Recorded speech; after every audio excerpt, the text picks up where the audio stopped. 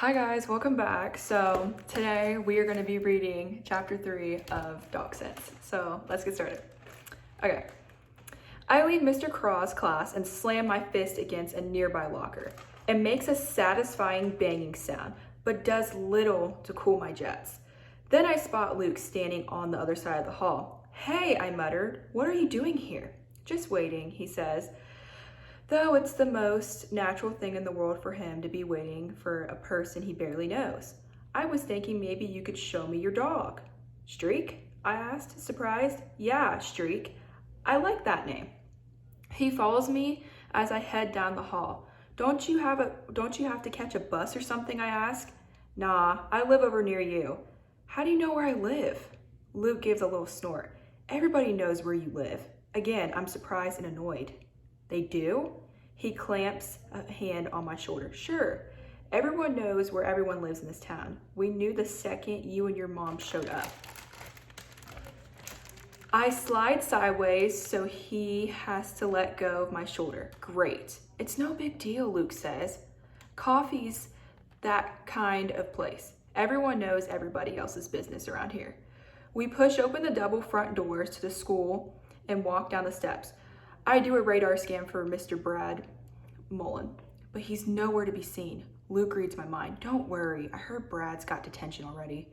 And even if he didn't, he and his friends usually hang out down at the smoking tree after school. Brad who? I asked, pretending not to care. He's been held back twice, Luke goes on. He ought to be a 10th grader, but he keeps getting in trouble and flunking his classes. Why's that? I say we cross the street. I don't know. My folks say Brad's dad used to beat on him a lot. That was before he got killed. Before I can ask how Brad's father got killed, Luke presses ahead with details. His dad uses to drink a lot after work when he could work. He got a job as a long peeler out one of those log home building places down the highway, you know? Yeah, I say, even though I have no idea how do you peel a log, or why do you even want to? So one day after work last winter, he went to get a couple of beers with his friends. As he and his buddies were driving home, two big deer jumped in front of his truck. He missed the first one, but the road was icy. He slid into the second one, a buck. The buck came through the front windshield, and the antlers gored Brad's dad right through the chest like a swords or bayonets. My stomach turns. I get the picture. It happens a lot around here. Being gored by deer? Luke snorts again. Oh no, people hitting deer. Though I guess more than a couple of them are drunk. About 5 years ago, 4 of the best football players over at the high school were driving home after a game, but the same thing happened. After their car hit the deer, a semi-truck plowed into them from behind. All 4 of them got killed. Luke is telling me all this as if he's talking about the weather, but I never heard stories like this in California. Sure, there was the occasional gang shooting or surfer drowning, but killer deer? Well, I asked before Luke can think of any gorier story to tell. Who are those 2 guys Brad hangs out with? Clyde Crookshank and Harold Dix. Jeez, with the names like that. No wonder why they're mean. Which one is the tall one? That's Clyde, but don't worry about them. They think they're bad, but they don't ever do anything unless Brad's around. They got held back a grade too. That's a shock. Huh? Never mind. We cross a couple of streets and can see my grandpa's house at the end of the block.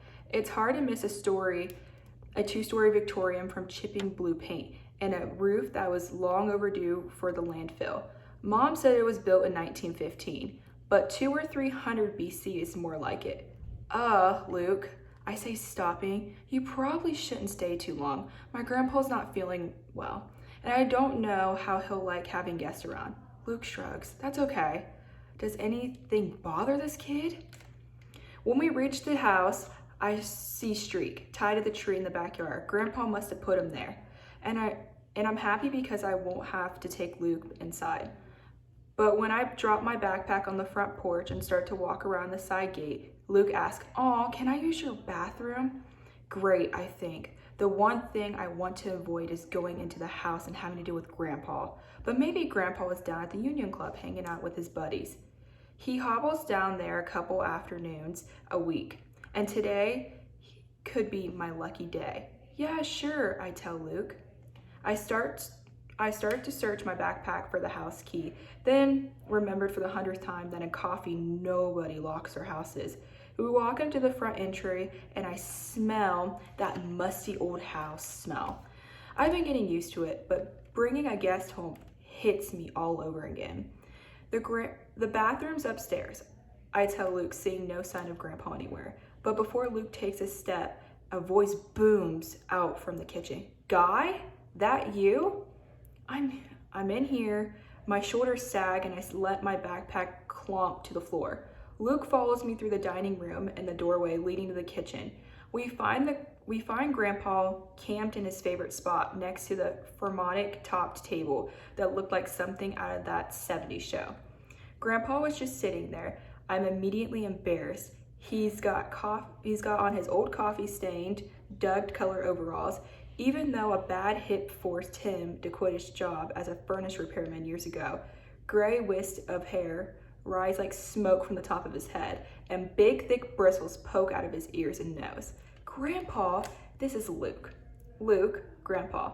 I want to save Luke from my grandfather as quickly as possible, but Luke steps up and, of course, puts out his hand. Grandpa shakes it vigorously. Luke, boy, glad to meet you. Aren't you one of Daniel's boys? I seem to remember you working down at the hardware store. Oh, you're probably thinking of my father, Luke says. He used to work down there. Your father? Grandpa thinks about this for a second. Yes, I suppose it would be. Damn, pardon my Portuguese, Luke laughs.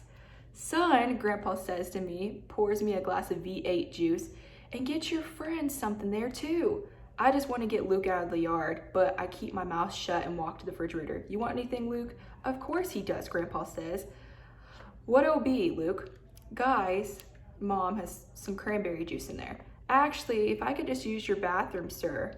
Oh, hey, I can relate to that, Grandpa said. That's my favorite place in the house. I call it my workbench. Grandpa breaks up at his witticism, and Luke joins in laughing. I look to see if there's enough room for me to crawl into the refrigerator. When Grandpa cackling dies down, he tells Luke, head up the stairs, there's a bathroom straight ahead, but you stay far away from my preparation H, you hear me? I need it to keep my butt cheeks from catching on fire. Grandpa, I say, jeez. But Luke snorts and says, don't worry, sir, I got my own. Grandpa breaks all over it again. And Luke heads towards the stairs. This situation is getting way too chummy for me. I pour Grandpa his juice and hand it to him. Grandpa, do you have to make jokes like that? I hardly know the kid. Embarrassed by your Gramps? He asked with a look of satisfaction. Well, I'm embarrassed by mine too. Get used to it, son. I'll tell you something else. That boy Luke, he's a good one. You'd do well to make friends with him. I don't need friends, I say. I have some back in California. That may be, but I've learned one thing in my 29 years, Grandpa says, continuing his roll of bad jokes. And that is never pass up an opportunity to make a new friend. You never know when you'll need one. When Luke comes back down, I say, so, you want to see Streak? Luke's eyes flash. Sure. Streak, now that's a quiet dog. Grandpa pipes in. I've seen a lot of K9s in my day, but that's definitely one of the smartest and fastest too. Somehow he got in the house this morning, so I tied him up out back. I told you that yard wasn't dog-proof, didn't I, son? Yes, Grandpa. You're going to want to take care of that post-Hass-like. Streak's not the kind of dog to be tied up on a tree. Any hoots, go show your friend what Streak can do. Nice meeting you, Luke. Luke again puts out his hand. Nice meeting you too, sir. Come back again anytime. The door's always open. I wince. Thank you, sir, says Luke. I will. When I open the side gate, Streak is staring intently at us.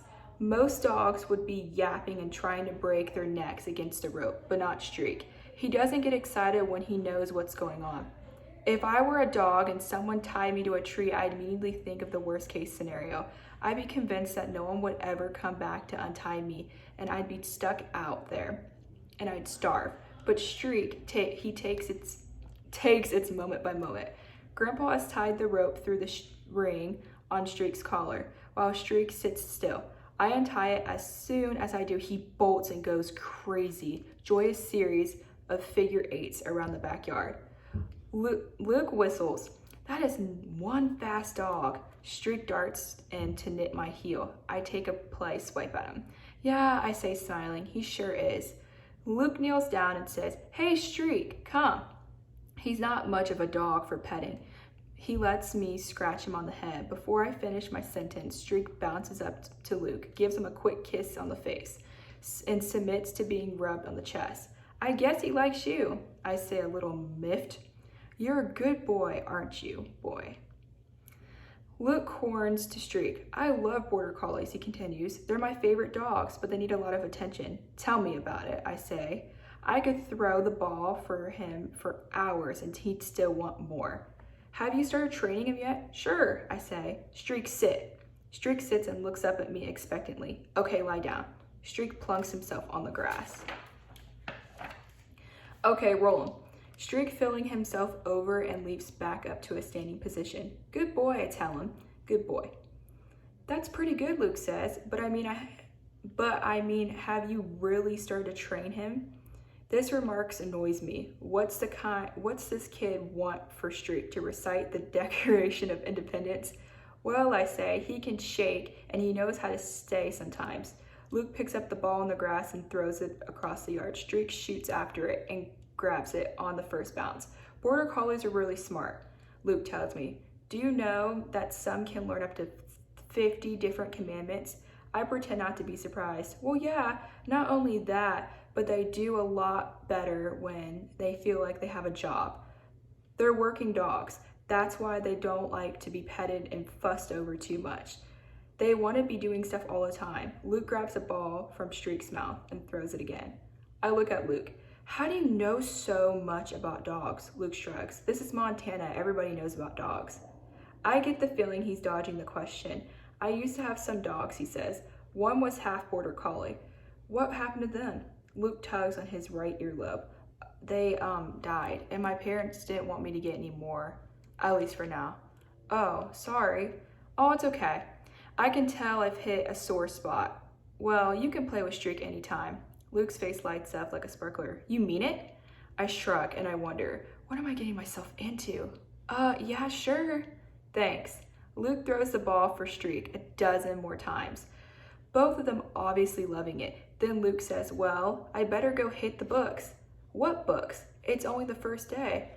I'm not good at math, but tonight's assignment's a whiz, 5 minutes max. I'm kind of slow, Luke says. I regret sounding so confident. I already got held back in math once, and I want to make sure it doesn't happen again. Mom says I got more of reading and writing brain. Oh, well, we all have things we're lousy at, I say, trying to make him feel better. For me, it's English. They never seem to read the stuff I like in school. Really? I love English. I can't wait to read Watson's Goes to Birmingham again. Again? Luke shrugs. Yeah, I read it a couple years ago. It's a short book. Can you read it for me too? I ask. Oh, sure, Luke says, grinning. I walk under the gate and, well, guess I'll see you tomorrow. Streak comes up and sticks his nose through the fence, and Luke scratches it. Bye, Streak. Don't wear Guy out. Thank you for reading chapter 3 with me. Stay tuned for chapter 4.